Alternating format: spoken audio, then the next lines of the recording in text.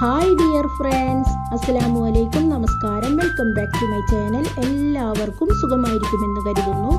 ഇന്ന് നമുക്ക് പെരുന്നാളിന് തയ്യാറാക്കിയെടുക്കാൻ വേണ്ടി സാഗോ റൈസ്, അതായത് ചവ്വരി വെച്ച് ഒരു സ്പെഷ്യൽ പായസം എങ്ങനെയാണ് തയ്യാറാക്കിയെടുക്കുക എന്ന് നോക്കിയാലോ. നമ്മുടെ ഈദ് സ്പെഷ്യൽ ചവ്വരി പായസം തയ്യാറാക്കിയെടുക്കാൻ വേണ്ടി സ്റ്റവിൽ നമുക്ക് ഒരു പാത്രം വെച്ച് കൊടുക്കാം. ഈ പാത്രത്തിലേക്ക് നമുക്ക് പാൽ ഒഴിച്ചു കൊടുക്കാം. മുഴുവനായിട്ടും പാലല്ല, പകുതി പാലും പകുതി വെള്ളവും കൂടി മിക്സ് ചെയ്തിട്ടാണ് നമ്മൾ ഒഴിച്ചു കൊടുക്കുന്നത്. മുഴുവനായിട്ടും പാൽ ഒഴിച്ചു കൊടുക്കേണ്ട ആവശ്യമില്ല. പകുതി പാല് പകുതി വെള്ളം അങ്ങനെ ചേർത്ത് കൊടുത്താൽ മതി. പാല് നമ്മൾ പാത്രത്തിലേക്ക് ഒഴിച്ചു കൊടുത്തതിന് ശേഷം ഫ്ലെയിം ഓൺ ചെയ്യുക. അതിനുശേഷം ഇത് ഇളക്കിക്കൊണ്ടേയിരിക്കുക. ഒട്ടും തന്നെ പാല് പാട കെട്ടാതെ വേണം നമുക്ക് ചൂടാക്കിയെടുക്കാൻ. ഇപ്പം നമ്മുടെ പാല് ഒട്ടും തന്നെ പാട കെട്ടാതെ നമ്മൾ ഇളക്കിയിട്ടാണ് ചൂടാക്കിയെടുത്തിട്ടുള്ളത്. ഇനി നമ്മൾ ഈ പാലിലേക്ക് ചേർത്ത് കൊടുക്കുന്നത് സാഗോ റൈസ് ആണ്, അതായത് ചവ്വരി നമ്മൾ നന്നായിട്ട് കഴുകിയതിന് ശേഷം അരമണിക്കൂർ നേരം വെള്ളത്തിലിട്ട് വെച്ചിരുന്നു. അതിനുശേഷം ഇതിലെ വെള്ളമെല്ലാം ഡ്രെയിൻ ചെയ്ത് കളഞ്ഞാണ് ഈ സാഗോ റൈസ് നമ്മൾ ഈ പാലിലേക്ക് ചേർത്ത് കൊടുത്തിട്ടുള്ളത്. സാഗോ റൈസ് ചേർത്ത് കൊടുത്തതിന് ശേഷം നമുക്ക് നന്നായിട്ടൊന്ന് ഇളക്കി കൊടുക്കാം. ഇളക്കി കൊടുത്തതിന് ശേഷം നമുക്ക് ഈ പാത്രം പകുതി മൂടി വെക്കാം. നമ്മുടെ സാഗോ റൈസ് നന്നായിട്ടൊന്ന് കുക്കായിട്ട് വരട്ടെ. ഏകദേശം ഒരു 5 മിനിറ്റ് കഴിഞ്ഞിട്ടുണ്ട്. ഇനി നമുക്കിതൊന്ന് തുറന്ന് നോക്കാം. നമ്മുടെ സാഗോ റൈസ് എന്തായി എന്ന് നോക്കാം. നമ്മുടെ സാഗോ റൈസ് നന്നായിട്ട് കുക്കായിട്ട് വന്നിട്ടുണ്ട്.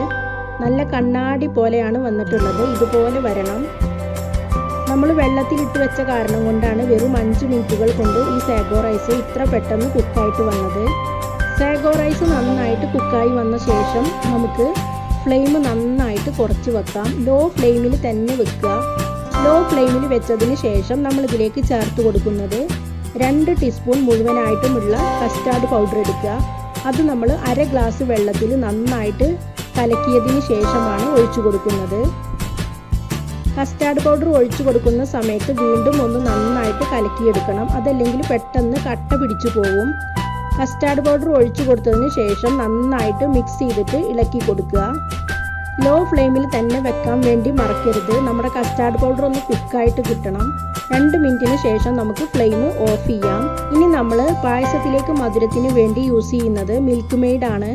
മിൽക്ക് മെയ്ഡ് യൂസ് ചെയ്യുകയാണെങ്കിൽ നമ്മുടെ പായസത്തിന് ഒരു സ്പെഷ്യൽ ടേസ്റ്റ് തന്നെ ഉണ്ടാകും. ഏകദേശം ഒരു 6 ടേബിൾ സ്പൂൺ മുഴുവനായിട്ടും ഉള്ള മിൽക്ക് മെയ്ഡാണ് നമ്മൾ യൂസ് ചെയ്യുന്നത്.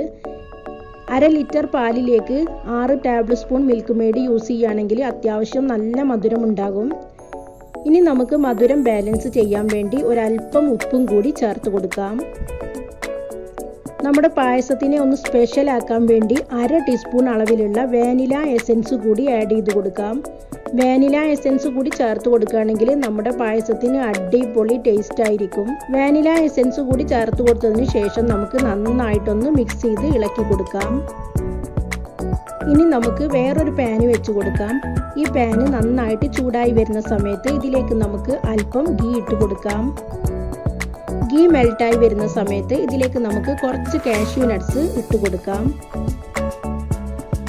അതിൻ്റെ കൂടെ തന്നെ കുറച്ച് ഡ്രൈ ഗ്രേപ്സ് കൂടി ആഡ് ചെയ്ത് കൊടുക്കാം. ഇനി നമുക്ക് കാഷ്യൂ നട്ട്സും ഡ്രൈ ഗ്രേപ്സും കൂടി ഒന്ന് നന്നായിട്ട് റോസ്റ്റ് ചെയ്തെടുക്കാം. റോസ്റ്റ് ചെയ്തെടുത്തിട്ടുള്ള കാഷ്യൂ നട്ട്സും ഡ്രൈ ഗ്രേപ്സും കൂടി നമുക്ക് പായസത്തിലേക്ക് ഒഴിച്ചു കൊടുക്കാം. അപ്പോൾ ഇത്രയേ ഉള്ളൂ. എല്ലാവരും ട്രൈ ചെയ്ത് നോക്കണം. നല്ല ടേസ്റ്റി ആയിട്ടുള്ളൊരു പായസമാണിത്. മിനിറ്റുകൾക്കകം നമ്മുടെ അടിപൊളി സ്പെഷ്യൽ സാഗോ റൈസ് പായസം തയ്യാറായി കഴിഞ്ഞു. എല്ലാവരും ട്രൈ ചെയ്ത് നോക്കണം. എൻ്റെ വീഡിയോകളും റെസിപ്പികളും നിങ്ങൾക്ക് ഇഷ്ടമാവുന്നുണ്ടെങ്കിൽ സബ്സ്ക്രൈബ് ചെയ്ത് സപ്പോർട്ട് ചെയ്യാൻ മറക്കരുത്. ഇൻഷാ അല്ലാ, വീണ്ടും കാണുന്നത് വരെ ബൈ ബൈ.